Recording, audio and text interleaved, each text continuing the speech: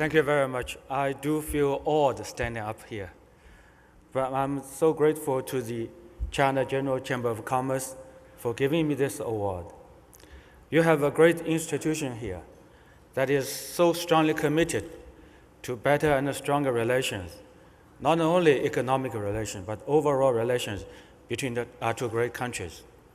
We are all very grateful to the Chamber for your contribution, for your leading role in promoting this relationship.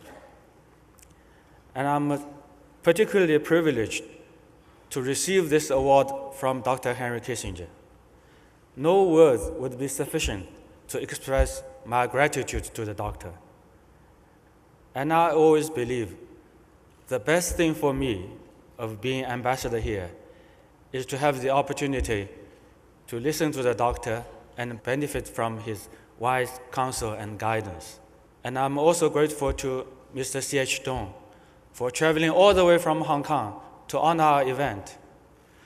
Both Dr. Kissinger and Mr. Dong, you are my mentors in every sense of the word. Thank you so much. Thank you. And I'm also so happy to get together tonight with so many good and old friends. Mr. Michael Bloomberg, Mr. Steven Schwarzman, Rabbi Arthur Schneier, and so many others. It's a great opportunity for me and a great pleasure for me to listen to your wise advice today as we embrace the new year and perhaps enter a new phase of China-US relations. Many people told me that there is a saying in Chinese, we are living in interesting times.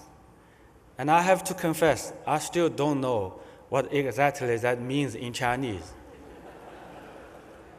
But I think maybe we are witnessing some interesting times in today's world. Many people are concerned about the uncertainties in the world, and many are deeply worried about the chaotic situations here and there in many parts of the world, are beginning to question so many things that we have so far taken for granted, and some even lost a sense of direction. They just don't know where the world is heading and what kind of future we'll have. But I think for people in China, for us, the Chinese, we still keep a clear sight of our goal. As President Xi Jinping said, we should never forget our original aspiration and shall carry on. And this aspiration, this goal, is the Chinese dream, is the two centenary goals we set for ourselves, as so eloquently outlined by both Mr. Tong and Dr. Henry Kissinger just now.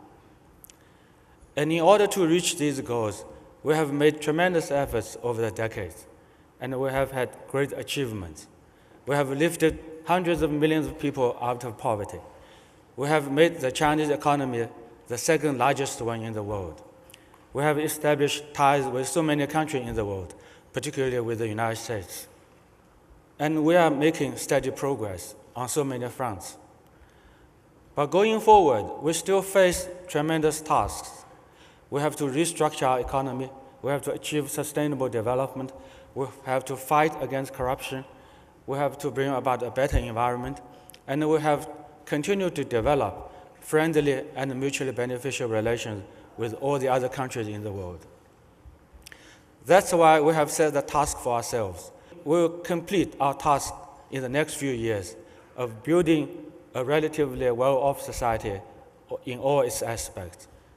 And we'll carry out more comprehensive reform measures. We'll implement and establish better rule of law, and we will enforce more strict disciplines for the ruling party. So these are the tasks we set for ourselves for the next few years and decades. And in order to accomplish these tremendous tasks, we need a stable, peaceful, and supportive international environment. And for that international environment, the key is our relation with the United States. So we remain firmly committed to an even better and stronger relationship with the United States. We are positive on the progress we have achieved in the last few years, and we look forward to even closer cooperation and communication with the new administration in a few days' time. We know the road ahead will not be all smooth, but we are determined to overcome all possible difficulties and develop a stronger, more stable, and more productive relationship with the United States. This will serve the interests of both our countries, and this will certainly serve the interests of the world at large.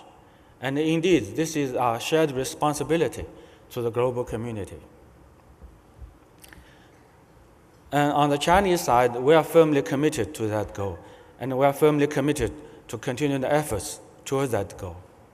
Of course, we would also expect the same be done on the American side. And we really look forward to a kind of a relationship, a kind of a new partnership between China and the United States that is characterized by no conflict, no confrontation, mutual respect and mutual trust, and mutually beneficial win-win cooperation. We are confident that we will be able to do that, but it will require joint efforts from both sides. So hopefully people would also make constructive contributions toward that goal. And perhaps I would suggest people would be more careful and act in a more responsible way when they try to talk about possible disputes in other people's waters. And having won the friendship of one foreign country should be encouragement for winning more friendship from more countries. A few months ago, when the computer AlphaGo defeated all the world champions, many people got worried that artificial intelligence might take over our future from our hands. But I believe we will never lose our future because of any artificial intelligence. But we could lose our future if we don't have the vision for a community of shared interests, if we don't have the political will and determination to move forward to our goals. And I think our two great countries, China and the United States, are two great peoples, the Chinese and the Americans. We should take the lead and show to the world we human beings have the vision and wisdom and the determination and the capability to build a better world for everybody. And let's work together for that great goal. And let's work together in that great joint venture. And for that, I will continue to count on the guidance and the wisdom from all the friends today here and the contribution from the business communities of both countries. For myself, I will continue to be your good partner and good friend. Thank you all very much.